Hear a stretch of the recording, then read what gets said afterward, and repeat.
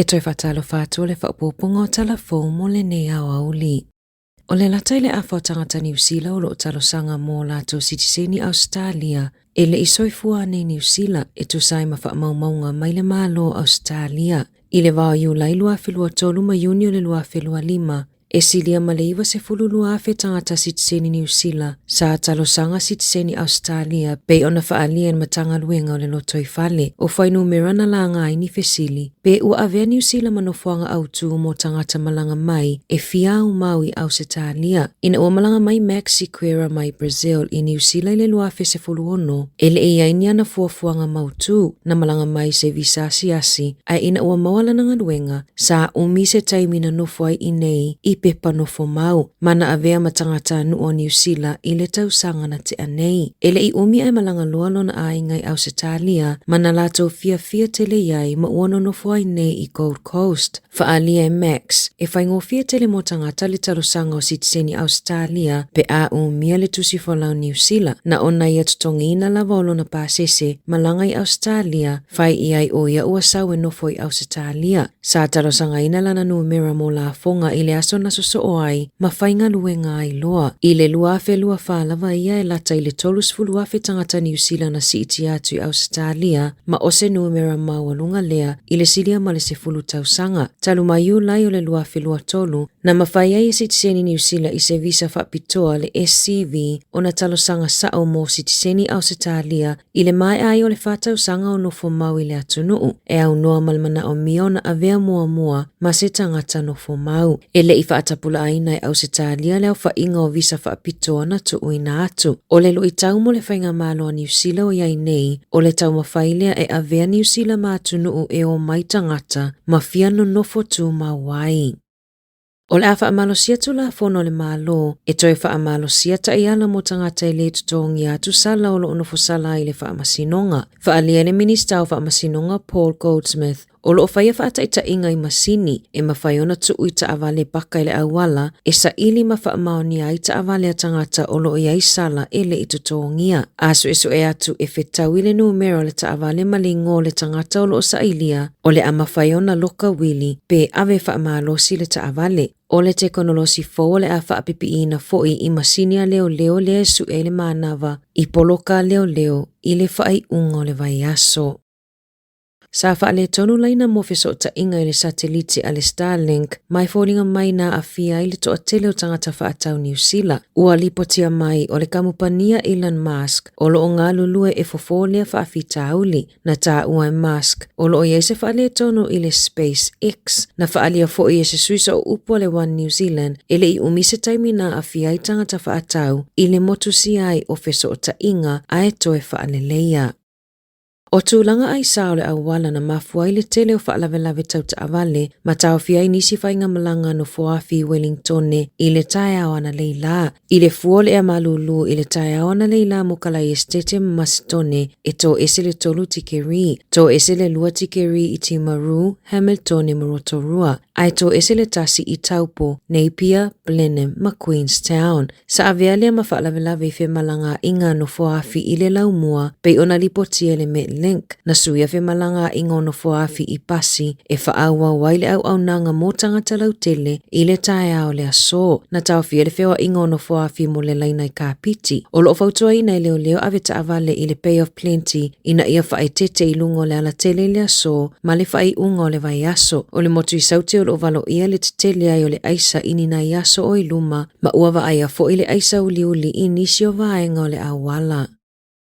O le pōna whai ai le kone seti ale au whai pese ale mana moana i le Michael Fowler Centre i Wellingtone. Le e taita ina i le tamaita ai a whepulea ai Helen tupai moananu ma Jadra tupai. Sa whaatumulia le mamalo le atunuu e whaalilo lato lango ma patipatia le whaamoemoe ma sa wawe ona taulia uma pe paulu whalele i o mai le aso tofi. O le susunga i a tofinga whepulea aina whai mafofonga o le pō ma sa amatalia i le tatalo na tāpena ina e le afionga le aki epiko pō Paul Martin. Sa mata ina le whelanu lanua ai o whātunga Pasifika na langi ina i le au whaipese a le Signature Choir mata ina i le whaili po le orchestra tele a New Zealand. O le poa na neila lato kone se tilona lua i Wellington e lava ma ua taulia uma foi pe paulu fale. Ua maliulea li pesifiti tautaua ya George Fiji Veikoso lea e tele ina lawi loa ilona ingoa pese o Fiji e maliu ua 505 tausanga le matua o lona soifua. O Fiji na soifua ai fiti mana maliu i suva pe ona whaamaonia mai e lona ainga. E sili ona lawi loa lea li pese i whātunga reggae wha Polynesia, wha Bear Island R&B, mai sili a malitolu se fulu tausanga o nofoi Hawaii, lea na amataila na ngaluenga wha musika, malawi loa ai ile lalolangi a toa. Na toi fo'i fiti ile lua felua wha, mo lana ulua ikone seti na whai ai Nandi, masa taulia umape paurufale i tangata mai lea tu Pasifika, na lolofia toi fia moli mawina le kone seti. O lana kone seti lona lua na fuafua mo se te maole tausanga nei. Na sau noa whaalawa i tele Fiji e winga i lona ngase lea na vaayai ua alu ile no fua whaata avale vale ma whaia lana kone seti. A o whea ngai pia malo i tau o le soifua ma lolo ina. E to tele tangata mai so o se atu moto le Pasifika ma le lalolangi ua momoli atua lo whaanga ma whaamaisenga mo lona ainga whaapea tangata o fiti. Ma e tele ina manatua i lona tu malosi ma whaonga lona leo mo le Pasifika ai maiselo na tunu o fiti. Ua whaalia le ofiso whaamasinonga o le tapunia i o le sitala a o le i whaia pālota mua e ono pa ua i le numero tangata e au wai ma whaia pālota ma whaititi ai fo i le talitonunga i whainga pālota. O lo ofisiringa fo i le awata mamai o tula fono tau whainga pālota pe ai se ai mana o mi ai o na whaalau tele i a suinga mo le vaitaimi atoa o le pālota. O se tasi o suinga o le tula fono whainga pālota i New Zealand o le awha amutai le mawhai o na risitala o se tangata pālota i le aso e whaia i le pālota. Ua toi suia whainga nei ai le pālota o le lua felua se fulu le ana mawhai ai o na le sitala ma whaafoufa matalanga patino o tangata i le taimi o le pālota e au fiai ma le aso whaapitoa o le pālota tele. O lo whaatula fono ina fo i le malo le mana o mia o aso i se fulu lua mo pālota mua. O le whaatuputupula i o le numero o pālota whaapitoa ua avea ma whaafita uli i le whaangaso longa o whaai unga. Ma o le taimi o le whaitaunga muli e o atu i le tolu vai aso i le pālota taluai. E le langolango ina e Paul Goldsmith le minista o whaamasinonga le vave tapunia o le resitala ina o tangata pālota ina nei avea mamafua anga e to atele ai i lātou e le pālota. O le whalemataanga a le Te Papa Museum i Wellington ua whaaingoa ina o le whaatosina sili o na le lei i New Zealand ma ilona 5 i whaatosina i le Pasifika i Saute. O lo whaatu mawina le whaatesi ma le fitu o whaafetu mai le 5 fetu. Whaapea ilo ilonga i se fulu whaafe wha se lau se fulu 5 a to aima le se fulu tasi afe se lau lua se fulu fitu o ilo ilonga o whaailonga o fetu ta i 5. O le luafe lua whaafo ina whaamawina ai o le Te Papa na pito i whaatosina mai ai turisi mai whaafo i New Zealand. E lea i se tutongi mo tangata New Zealand e ulufalea i le whale mataanga se i wangana tangata mai whaafo ta i se fulu ono tausanga anga ilunga. E tutongi le tolu se fulu 5 tala lea sa amata whaamamaluina i a se te mo le tausanga taluai.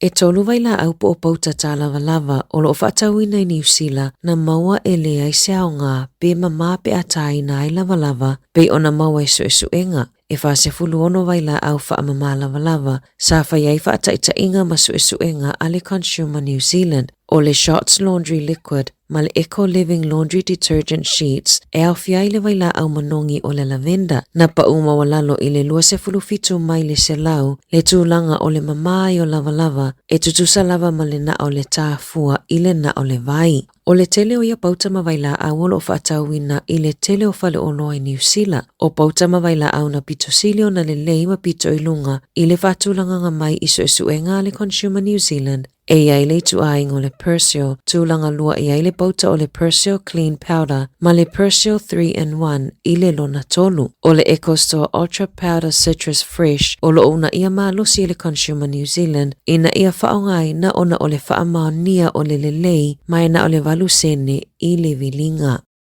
I tālonga, na whaalawilo mai i le World Wrestling Entertainment i le taiaona leila le maliwai o le alipi i whaapolofesa i a Hulk Hogan i le fitu se fulutasi o tausanga o lona soifua ma o se tasi na tautaua i whaafiafianga a Amerika ai mai se pi inga whaapolofesa na ilonga ai i le lalolangi a toa. Na soifua mai lona suafa o Terry Jean Bollier I Georgia I le aso se fulutasi o Augusto I le afeiva se lau 5. Sa ilonga fo'i I lona lango malosi I a Donald Trump e tusa ai malipoti. Na mawa ai lona tula I mai le whaalawi loa ina o taalonga o le piinga I le vaitau o le afeiva se lau 80. Masa ia fisosoani e suia manato o tangata e winga I le taalonga. Ona sa tele ina whaatau wemu I ai le ana avea I ma taalonga e fia I ai tangata mata.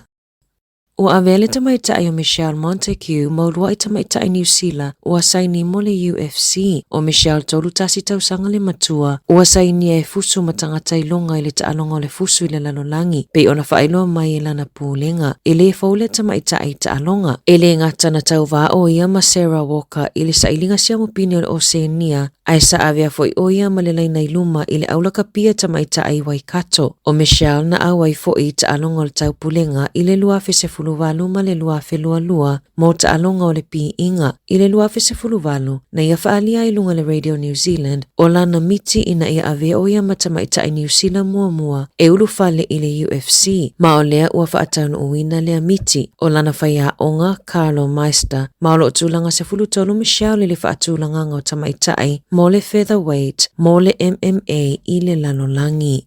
Tala fōwia mai le si ufofongo le lau mua mo le nei vaenga o le awauli.